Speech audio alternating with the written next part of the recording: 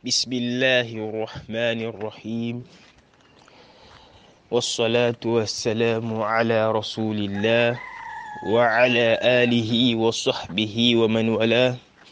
السلام عليكم ورحمة الله وبركاته أيها المسلمون والمسلمات.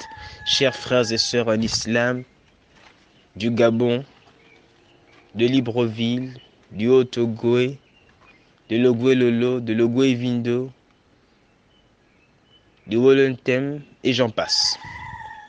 Chers frères et sœurs, notre communauté musulmane au Gabon est une communauté minoritaire.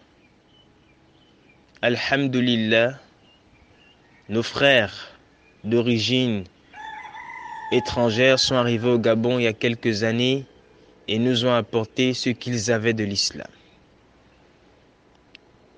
On ne peut donner que ce que l'on a. Ils nous ont donné ce qu'ils avaient comme al-Islam.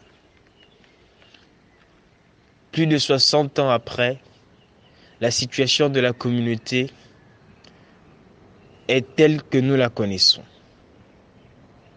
Notre communauté est fragilisée. Notre communauté a besoin d'un nouveau souffle. Comme vous le savez, Allah Azza wa Jalla a révélé l'islam au prophète Muhammad alayhi salatu wassalam. Le prophète alayhi salatu wassalam à l'époque de Makka était dans une situation quasi similaire à la nôtre. Ils étaient minoritaires. C'est la raison pour laquelle, si nous voulons aujourd'hui redorer l'image de l'islam et de la Ummah au Gabon, nous devons nous inspirer de l'histoire du prophète Muhammad alayhi salatu wassalam. Nous devons commencer par là où le prophète alayhi salatu wassalam a commencé. Nous devons suivre les pas empruntés par le prophète alayhi salatu wassalam et ceux qui l'entouraient à cette époque difficile de l'histoire de l'islam. Comme vous le savez, aucune institution ne naît grand. Elle naît petit, puis grandit progressivement. Ne cherchons pas à calquer l'Arabie Saoudite.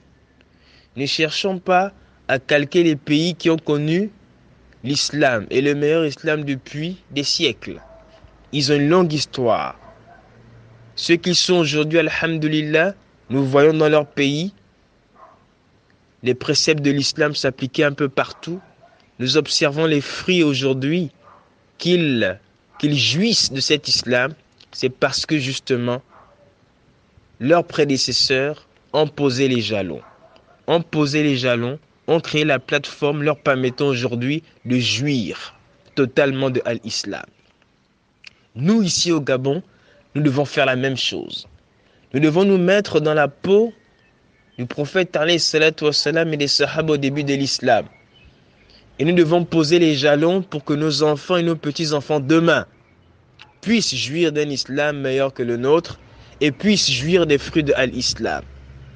Mais si nous déployons tous nos efforts aujourd'hui, comme on le fait, à nous injurier les uns les autres, à nous critiquer les uns les autres, à médire les uns des autres, si nous dépensons l'essentiel de notre énergie aujourd'hui à critiquer, alors demain, nous serons parmi les gens du regret.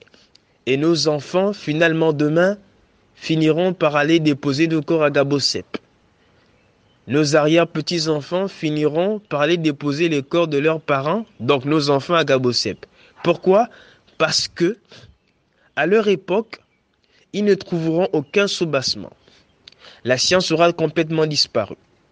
Les symboles de l'islam auront complètement disparu. Ils ne connaîtront rien, ils seront ignorants. Et donc, ils vont se tourner vers quoi? Vers les institutions qui seront présentes à leur époque. Et quelles sont-elles? Vous les connaissez. Pour éviter cette situation, nous devons dès aujourd'hui commencer à planifier, commencer à construire une plateforme qu'hériteront nos enfants demain, Inch'Allah ta'ala. Et pour savoir comment construire cette plateforme, comment préparer cette plateforme, nous allons revenir au début de la révélation. Au début de la révélation. Lorsque le prophète, alayhi salatu wassalam, au début, la révélation a commencé par des rêves qui finissaient par être réalité. Et Allah Azza wa Jalla a mis dans le prophète, alayhi salatu wassalam, l'amour de la retraite spirituelle. Il aimait se retirer de la société. Car comme vous le savez, la société à l'époque était une société de polythéisme, d'idolâtrie et de mœurs parfois qui laissaient à désirer. Alors Allah Azza wa Jalla lui a donné l'amour de se retirer pour aller méditer. Et bien entendu, il prenait toutes les provisions nécessaires parce qu'il passait parfois des jours dans la grotte Al-Hira. Et un jour, pendant qu'il est dans cette grotte, Allah Azza wa Jalla envoie l'ange Gabriel, Jibril alayhi salam, pour informer à cet homme que désormais tu es un prophète et que désormais tu dois appeler ton peuple vers la révélation, vers la religion droite. Et que fait l'ange Jibril? Que fait cet éducateur? Que fait cet ange que Allah Azza wa Jalla a choisi pour guider le meilleur des hommes? Il commence par lui dire: Iqra, lis, bismi rabbika alladhi khalaq, au nom de ton Seigneur qui a créé. La première injonction qu'on a faite au prophète Muhammad alayhi salatu wassalam est de lire, est d'apprendre, est de connaître, est de retirer le voile de l'ignorance pour accéder à la connaissance véritable. La première chose que Allah Azza wa Jalla a enjoint à son messager, à une époque de ténèbres, à une époque où, subhanallah, les gens étaient dans la perdition, il lui a dit, la première chose que tu dois faire, c'est de lire. Iqra, bismi rabbika alladhi khalaq. Tu lis au nom de ton Seigneur qui a créé. Khalaqal insana min alaq, qui a créé l'homme à partir d'une adhérence. Naam, khalaqal insana min alaq. Iqra, lis à nouveau. Lis à nouveau. Wa rabbukal akram, et ton Seigneur est le plus noble.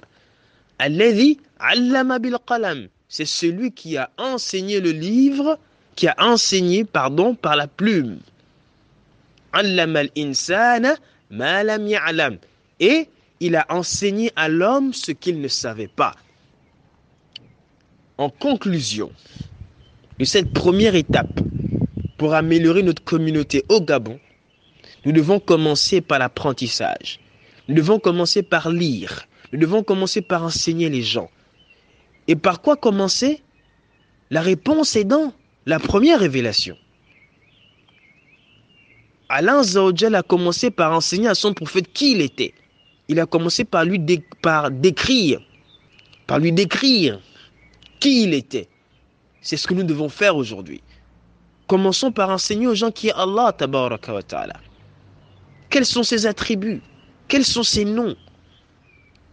Qu'est-ce qu'Allah Azza wa Jalla attend de nous? Commençons par le début. Et malheureusement, nous n'avons pas commencé par le début dans ce pays.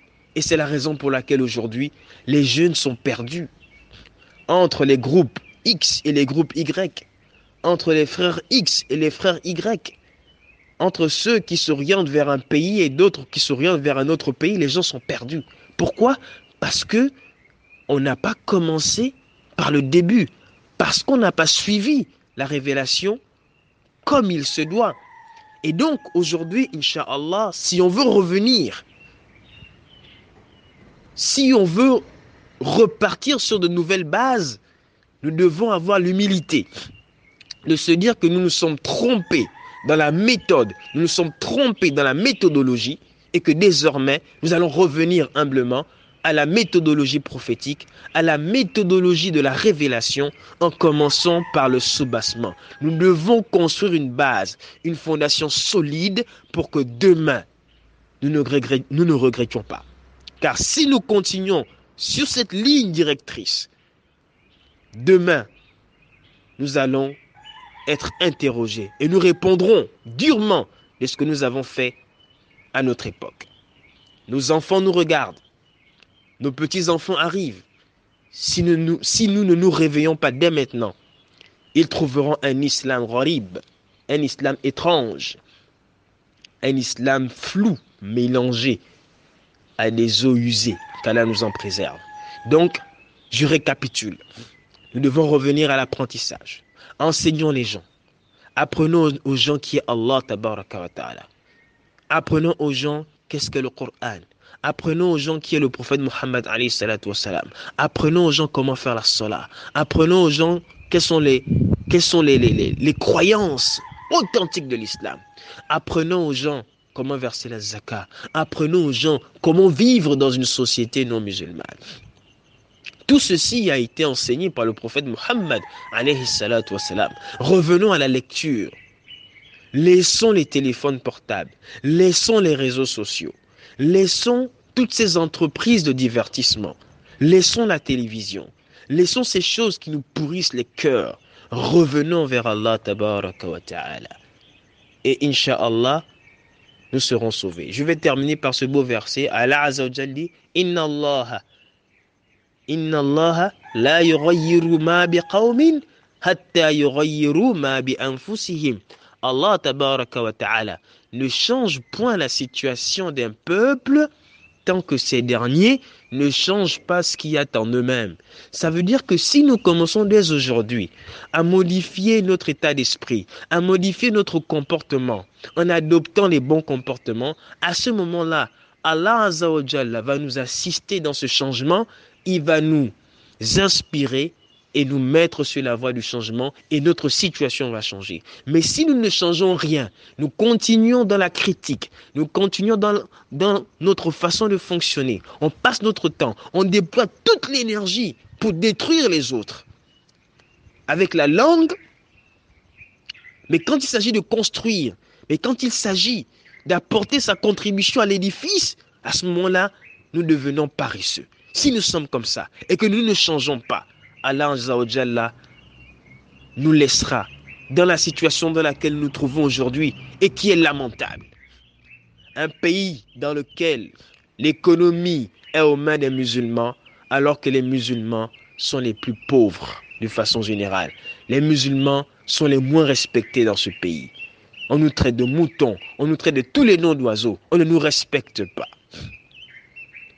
La plupart des gens ici, non musulmans, ne respectent pas les musulmans. Alors que c'est nous qui avons l'économie dans ce pays. Et la raison en est toute simple. C'est que nous ne pratiquons pas l'islam. Nous ne vivons pas l'islam. Nous prétendons être des musulmans. Mais nous pratiquons un islam qui n'est pas l'islam. Nous pratiquons un islam qui ressemble beaucoup plus à nos cultures respectives qu'à la révélation qu'Allah a révélée. Donc si on ne se réveille pas, si on ne change pas, si on n'abandonne pas nos mauvaises habitudes pour adopter les habitudes enseignées par Allah, tabaraka wa ta'ala, nous resterons humiliés dans ce pays. Et la crise financière, économique, morale, politique qui sévit aujourd'hui, elle ne va faire que s'accentuer.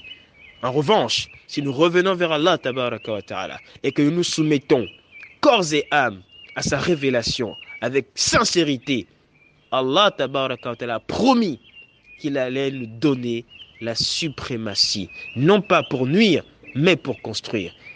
Allah est le plus savant. Assalamu alaikum wa rahmatullah wa barakatuhu.